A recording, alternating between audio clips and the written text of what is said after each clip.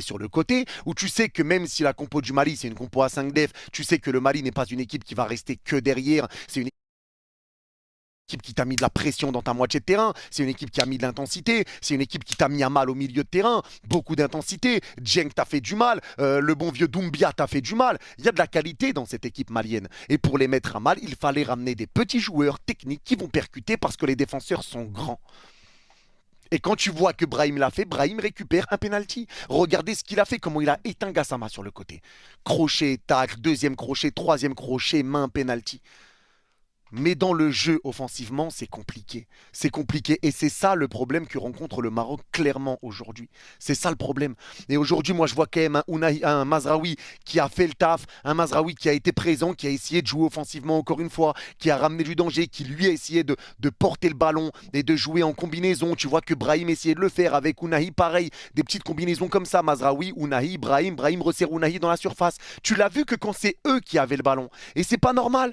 C'est pas normal. Parce que le Maroc a réussi à mettre à mal le Mali sur les phases de possession, sur les phases où tu jouais en une touche de balle, sur des phases de football et pas sur des phases de longue transversale pour lancer El Karbi tout seul. Il y a des moments quand ça se passe mal, tu dois faire des changements. Tu dois faire des changements, intervenir et régler des problèmes. Tu dois venir et régler tes problèmes. Mais aujourd'hui, Regragui ne l'a pas fait. Et c'est ce qui fait qu'aujourd'hui, tu fais match nul. Et là où tu aurais pu valider déjà ta première place, tu n'es même pas assuré de terminer deuxième à l'heure où on parle. Tu vas affronter la Zambie qui va jouer sa qualification, la Zambie qui est invaincu également, qui a fait 2 matchs nuls. La Zambie, le match ne sera pas facile.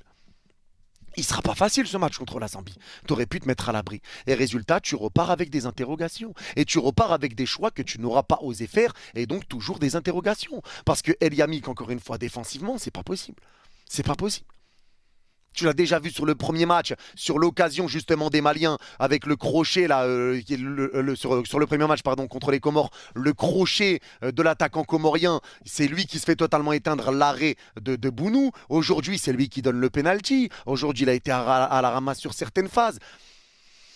Tu dois te poser des questions. Tu dois te poser des questions sur tes choix et sur tes décisions. Il faut oser des choses. À un moment donné, il faut oser des choses. Et je pense que peut-être cette série de victoires du Maroc, peut-être que ça lui est monté à la tête. Mais encore une fois, il y avait cette série de victoires, mais dans le jeu, c'était pas grandiose. Et les Marocains le disent, et le Marocain le répétait, et il le répète, et il le répète. Dans le jeu, c'est compliqué. Dans le jeu, c'est compliqué. Dans le jeu, c'est compliqué. Et ça se prouve aujourd'hui. Ça se prouve aujourd'hui. Et il est là le problème. Il est là le problème.